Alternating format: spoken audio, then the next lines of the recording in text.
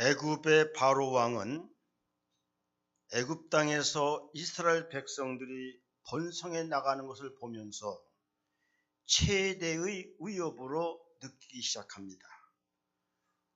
혹여나 이들이 번성하면 애굽의 적대 세력이 되지는 않을까?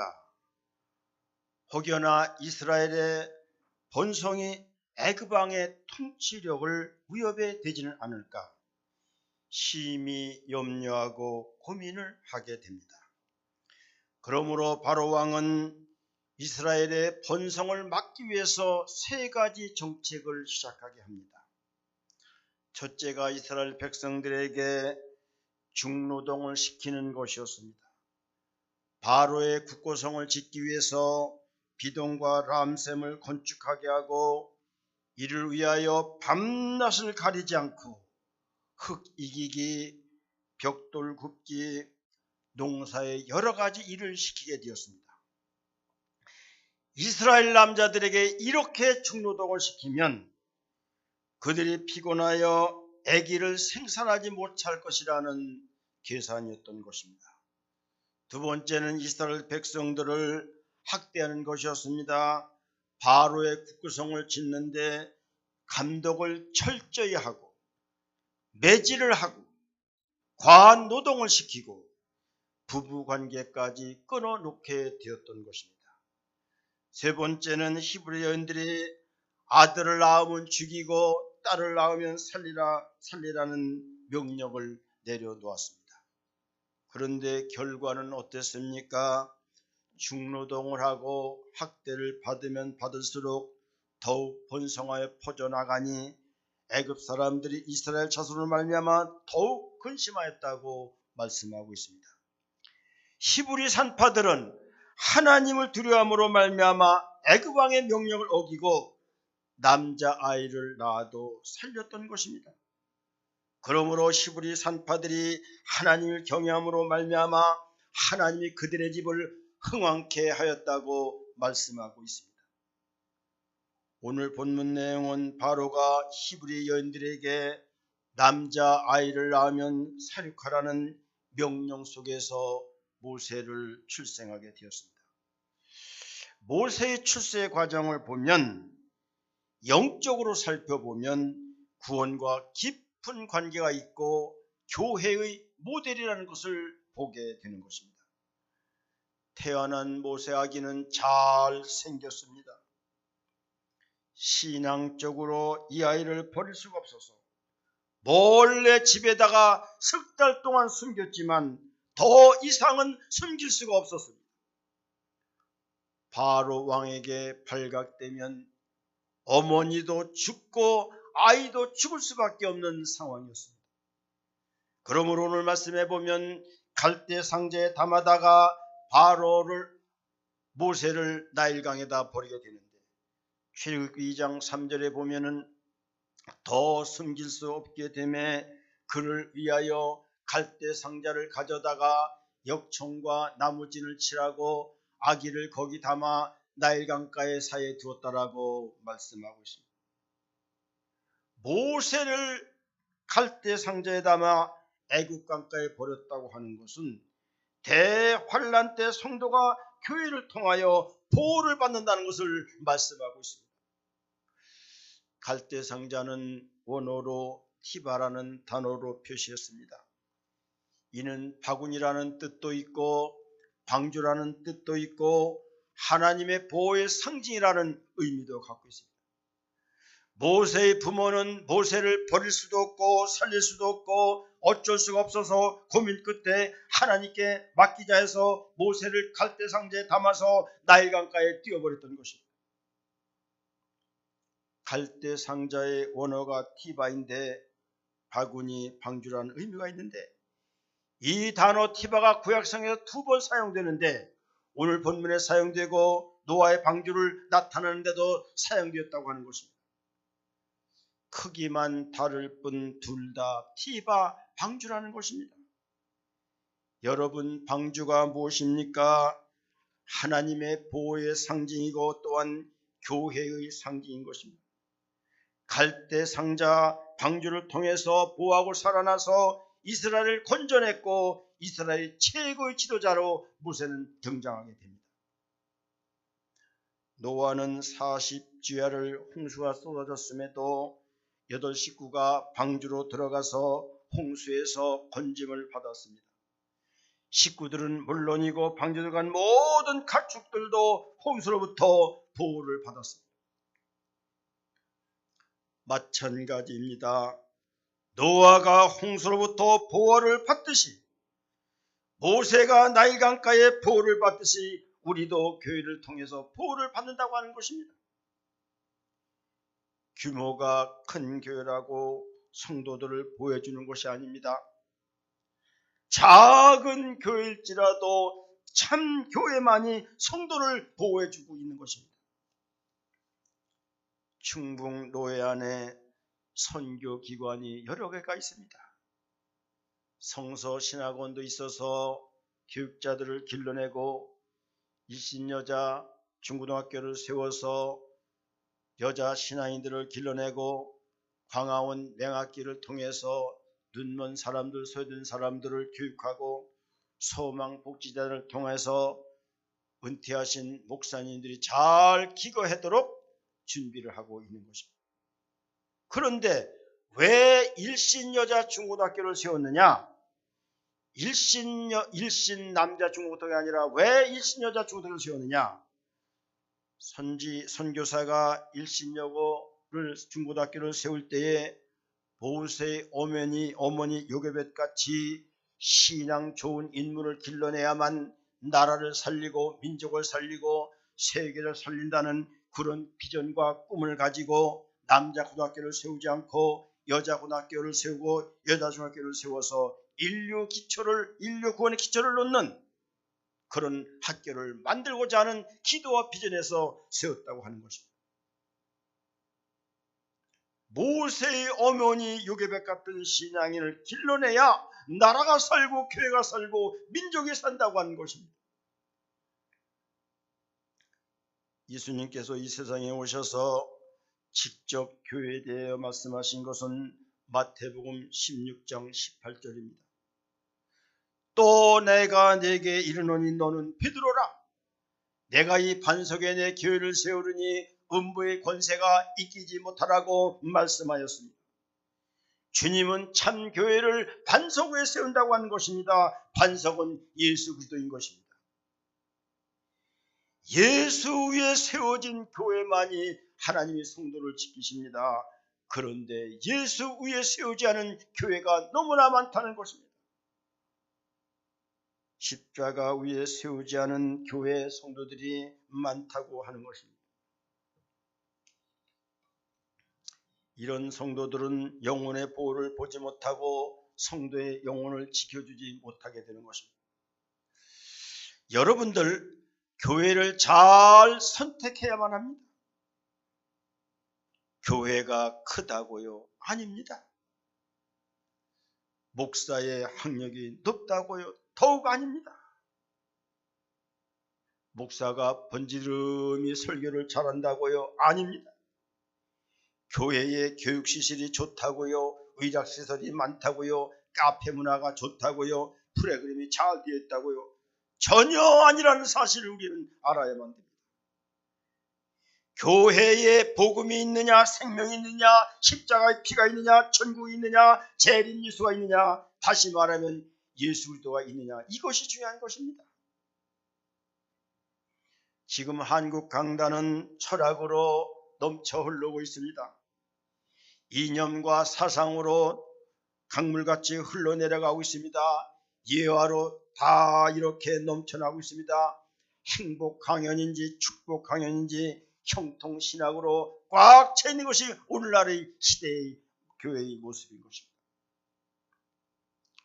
한국 교회 문제는 설교의 문제고 목회자들의 신학사상의 문제인 것입니다. 복음으로 무장한 교회가 되어야만 음부와 사망의 권세가 이기지 못하는 것입니다. 십자가의 피가 있고 천국 복음이 있는 교회에 있어야만 사망 권세와 사탄 마귀가 이기지 못하는 교회가 되는 것입니다.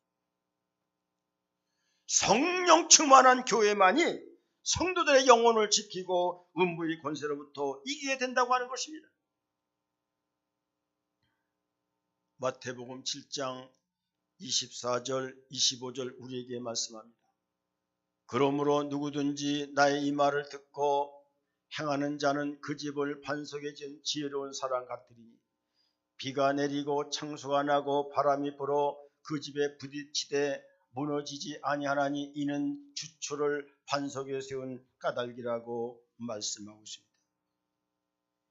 그 기초를 반석에 세운 집만이, 그 기초를 반석에 놓은 교회만이 비가 오고 또는 창수가 터지고 바람이 불어 부딪혀도 무너지지 않는다고 말씀하고 있습니다. 누가 교회를 반석에 세운 자입니까? 내 말을 듣고 행하는 자라고 말씀하고 있습니다.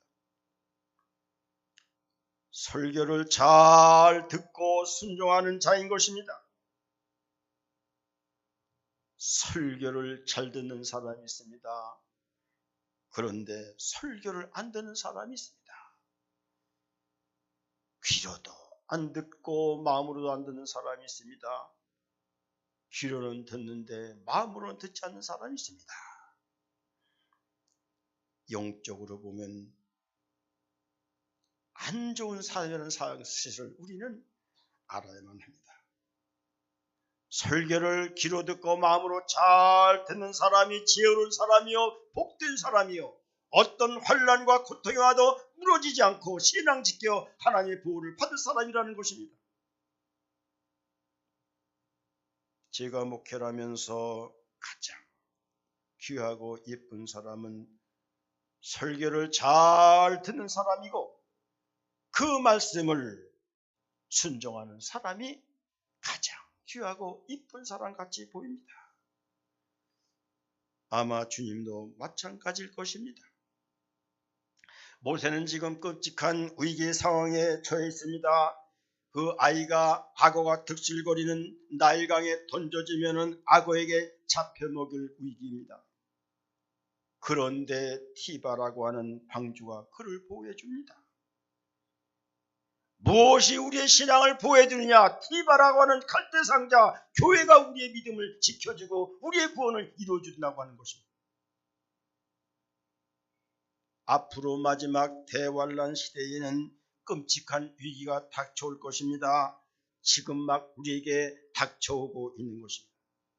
제사를 폐하고 예물을 금지할 때가 곧 다가오고 있다는 것입니다. 적그리스도의 666 짐승표가 다스려질 때가 우리에게 곧 다가오고 있는 것입니다. 이때 어느 성도를 주님이 지켜주시고 어느 교회를 주님이 지켜주시는가? 오직 예수 신앙을 가진 자입니다. 오직 교회 신앙을 가진 자입니다. 오직 하나님 영광 신앙을 가진 자를 우리 하나님 우리를 지켜주신다고 하는 것입니다. 미국 캘리포니아에 매우 유명한 나무로 레드우드라고 하는 참나무가 있습니다. 이 나무는 수명이 2000 내지 3000년 되었는데 높이가 100m나 되고 둘레가 8 내지 9m나 된다고 합니다. 이 나무는 뿌리가 깊이 있어서 모든 나무들과 연결되어 있어서 아주 뿌리가 튼튼합니다. 그래서 오랜 세월 동안 견뎌도 기상 변화가 와도 수천 년 동안 견고히 무너지지 넘어지지 않고 있습니다.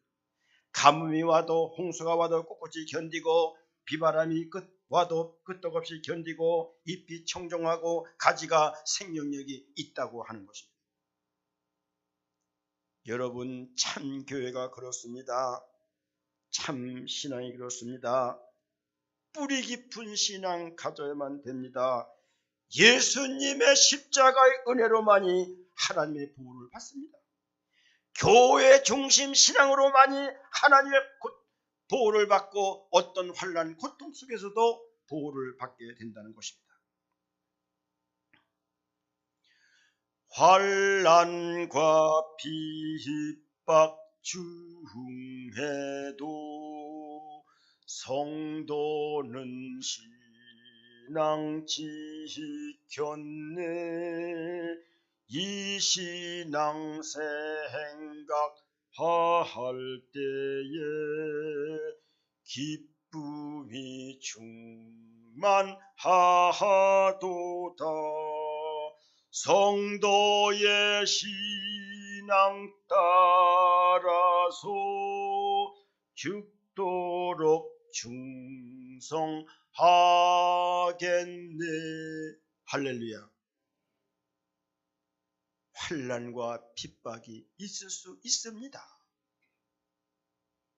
병들어 고통을 당할 수도 있습니다. 가다가 돌에 걸려 넘어져서 실패와 낭망도 받을 수 있습니다. 모진 비바람이 닥쳐와서 우리에게 험난한 인생을 줄 수도 있습니다. 그러나 무엇이 우리를 지켜주시는가? 십자가 신앙이요, 갈대상자, 티바, 바구니의 방주에 들어간 사람을 우리 하나님이 지켜주셔서 영원토록 사탄과 마귀에게 먹힘당하지 않고 우리가 말씀 따라 살아갈 때에 우리는 천국 가는 축복을 얻게 된다는 말씀인 것입니다. 아기 어머니를 불러서 젖을 먹입니다. 출애굽기 2장 8절 9절의 말씀입니다. 바로의 딸이 그에게 이르되 가라 하매 그 소녀가 가서 그 아기의 어머니를 불러오니 바로의 딸이 그에게 이르되 이 아기를 데려다가 나를 위하여 젖을 먹이라. 내가 그 삭슬 주리라. 여인이 아기를 데려다가 젖을 먹이더니 라고 말씀했습니다. 아기 어머니의 젖을 불러다가 먹였다고 하는 것은 대환란 때 성도가 예수님 교회의 말씀 양육을 받아야만 된다고 하는 것을 우리에게 알려주고 있는 것입니다. 젖을 먹이더니라고 하는 것은 누크라는 단어인데 젖을 물리다, 기르다, 양육하다는 의미를 갖고 있습니다. 모세를 태운 갈대상자 강가에 어디로 흘러내려갔는데 그것이 바로의 공주가 목욕하러 온 곳으로 흘러내려갔습니다. 바로 공주는 아기가 불쌍해서 자기 아들로 삼고 기르려고 마음을 먹었는데 이때 지켜보고 있던 모세의 누이가 그것을 보고 바로 공주에게 가서 유모를 불러다 주겠느냐 하면서 모세의 어머니를 직접 불러다가 젖을 먹이게 했습니다. 그러므로 모세는 기적적으로 모세의 어머니의 젖을 먹고 자랐다는 것입니다. 어머니의 젖을 먹어야 자라납니다. 교회가 여러분들의 어머니인 것입니다. 교회에 와서 어머니의 젖을 먹어야만 살아나는 역사가 나타나게 된다는 것입니다. 교회사에 매우 중요한 말이 있습니다. 교부 중 키프리라는 사람이 교회를 어머니로 모시지 않는 자는 하나님을 아버지로 섬길 자가 없다고 말씀했습니다. 교회 와서 교회 어머니로부터 말씀을 먹고 양육을 받을 때에 우리는 하나님을 섬길 수 있는 것이고 보호를 받을 수 있고 천국 백성의 시민이 될 수 있다고 하는 것입니다. 그래야 환난을 이길 수 있습니다. 천국으로 들어갈 수 있는 신앙이 될 수가 있는 것입니다. 초대교회의 모습을 잘 여러분들은 알 것입니다. 그들은 분명히 환난 가운데 있었습니다. 그런데 그들은 승리했습니다. 그 승리의 비결이 뭡니까? 사도행전 2장 42절 이렇게 우리에게 말씀합니다. 그들이 사도의 가르침을 받아 서로 교제하고 떡을 떼며 오로지 기도하기를 힘쓰니라 말씀했습니다. 사도의 가르침을 잘 받았다고 하는 것입니다.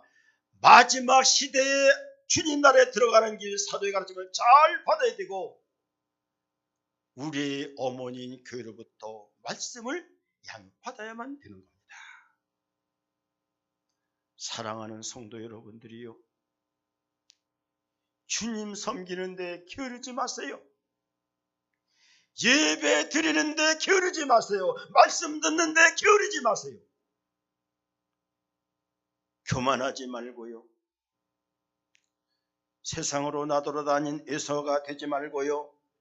야곱같이 조용히 장막에서 말씀 양육을 받아야만 되는 겁니다.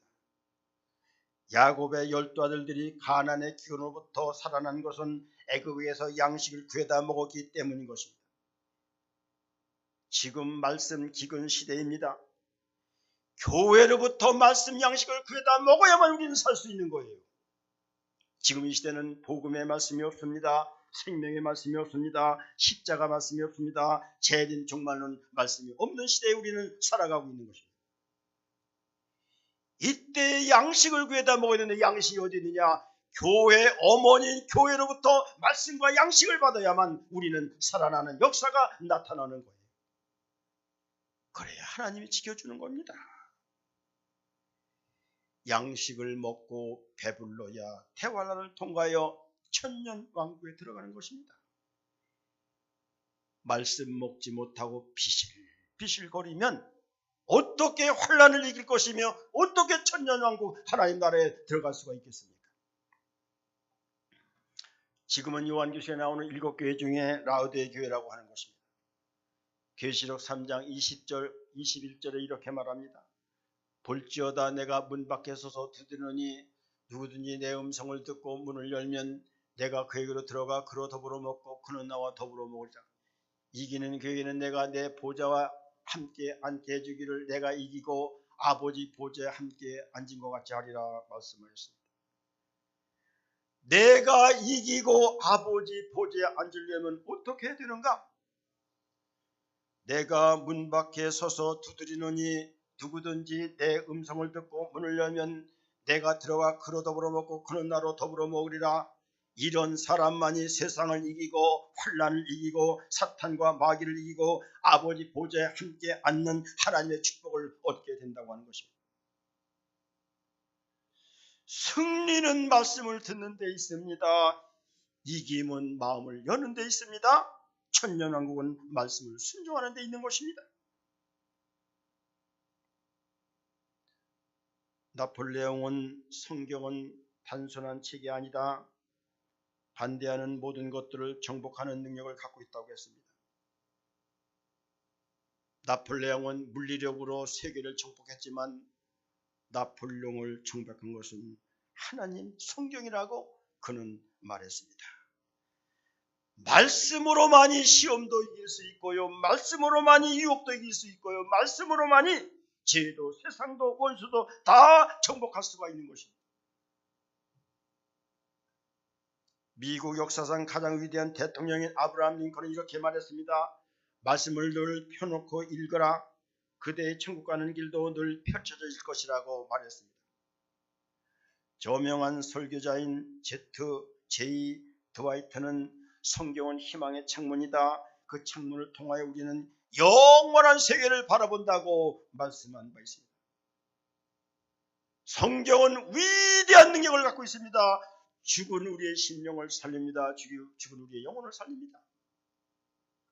가난한 우리를 부하게 만듭니다. 병든 우리를 고칩니다. 풀지 못할 모든 인생의 문제를 풀어주는 역사가 성경 속에 있는 것이며 이 말씀의 이걸 잘 받을 때 우리는 지혜를 얻을 것이고 세상을 사는 능력을 얻을 것이고 천국 가는 축복을 얻게 된다고 하는 것입니다. 물에서 건져내므로 이름을 모세라고 했습니다. 출애굽기 2장 10절에서 이것을 말씀하고 있는데 그 아기가 자라매 바로의 딸에게로 들어가니 그가 그의 아들이 되니라. 그가 그의 이름을 모세라 하여 이르되 이는 내가 그를 물에서 건져냈음이라 하였더라 말씀하셨습니다. 물에서 건져냄으로 모세라 부른 것인데 이것은 대환란 때 성도가 최후로 구원됨을 의미해 주고 있는 것입니다. 건져냈다고 하는 단어는 마사라는 단어인데 끌어내다, 위기에서 나오다, 위기에서 구원하다라는 뜻을 갖고 있습니다. 철저히 교회 중심 신앙을 가지고 말씀의 양육을 받을 때에 물에서 건져내는 역사, 죽음에서 일어나는 역사, 병에서 이런 구원받는 역사, 환난에서 구원으로부터 일어나는 역사가 나타나게 된다고 하는 것입니다. 소돔과 고모라가 유황불로 멸망할 때에 하나님은 천사를 통하여 롯의 식구를 다 밖으로 이끌어내지 않았습니다. 밖으로 이끌어낸다는 단어가 마사 건져냈다는 단어인 것입니다. 사탄과 마귀는 우리를 죽음의 곳으로 이끌고 들어가지만 천사를 통하여 하나님께서 우리를 밖으로 다 이끌어내서 우리를 물에서 건져주게 되는 것입니다. 우리가 죄로 인하여 물에서 죽을 때에 우리를 건져낼 자는 누구인가? 예수입니다. 돈 아닙니다. 지식 아닙니다. 힘 아닙니다. 세상 아닙니다. 오직 예수만이, 말씀만이 우리를 건져내는 역사가 나타나는 것입니다. 마지막 대원에서 우리의 피난처와 예비처가 될 곳은 교회뿐이라는 사실을 알게 됩니다. 교회가 구원의 방주 디바인 것입니다. 북아프리카에서 기독교인 학대를 당한 선교사가 도망하고 있던 프레드릭 놀란이라는 사람이 있는데 그분이 이런 일을 겪었습니다. 프레드릭 놀란이라는 선교사를 붙잡아 죽이려고 사람들이 쫓아옵니다. 이 선교사가 언덕 골짜기로 쫓기다가 더 이상 숨길 것을 찾지 못했습니다. 마지막 지친 나머지 붙잡힐 각오를 하고 한쪽에 있는 동굴로 들어갔습니다. 임박한 죽음을 생각하면서 문 밖을 바라보는데 거미가 그 문에다가 줄을 치면서 지나가고 있다라는 거예요. 그 거미를 물끄러미 바라보고 있는데 그를 잡으러 쫓아왔던 사람들은 이 동굴 문에 거미줄이 치어 있는 것을 보면 프레드릭 놀란이 이리 숨은 것은 아니다. 그냥 빨리 가자. 그래서 그들이 다른 데로 갔다는 거예요.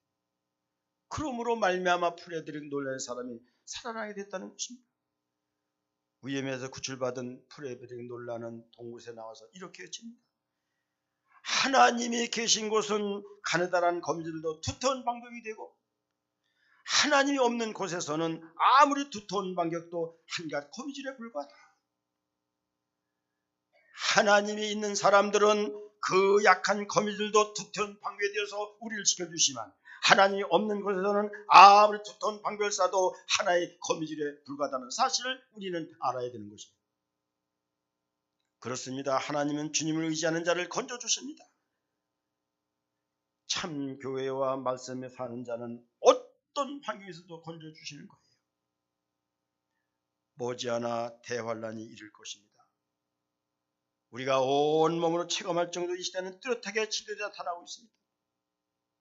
기후변화, 생태계 파괴, 천체 변동, 핵무기, 전쟁, 기근 모든 것이 대환란의 기근이 전조라는 것을 우리는 알아야 됩니다. 이때 우리가 어떻게 해야 되는가? 티방, 교회 안에 방주 안에 머물러야 됩니다. 그리고 모세가 어머니 젖을 먹고 자란 것과 마찬가지로 말씀으로 양육받아 우리의 신앙이 건강해야 됩니다. 그리고 하나님 지켜주셔야 됩니다. 그럴 때 우리는 건진받을 수 있고 대환란의 위기를 넘기고 우리가 천년왕국 들어가는 하나님의 축복을 얻는다는 사실을 꼭 믿고 우리 모든 사랑하는 성도들 방주에 와서 늘 말씀으로 양육받고 하나님의 보호를 받을 수 있는 여러분들 되시기를 주님의 이름으로 축복을 드립니다. 아멘. 사랑의 하나님 아버지 감사합니다. 우리는 연약하고 부족합니다. 그러나 갈대상자 티바 방주에 들어옴으로 말미암아 우리는 지킴받을 수 있고 보호받을 수 있고 말씀으로 양육받으면서 하나님의 보호를 받아서 결국 예비처인 하나님 나라로 들어가며 결국 우리가 대환란을 이기고 승리하는 성도 된다는 사실을 깨닫게 하시고 말씀으로 늘 양육받으며 교회에서 주님을 섬길 수 있는 모든 성도 되도록 은혜 주시기를 간절히 바라고나며 다시 오실 우리 주 예수님 이름으로 기도드려나이다. 아멘.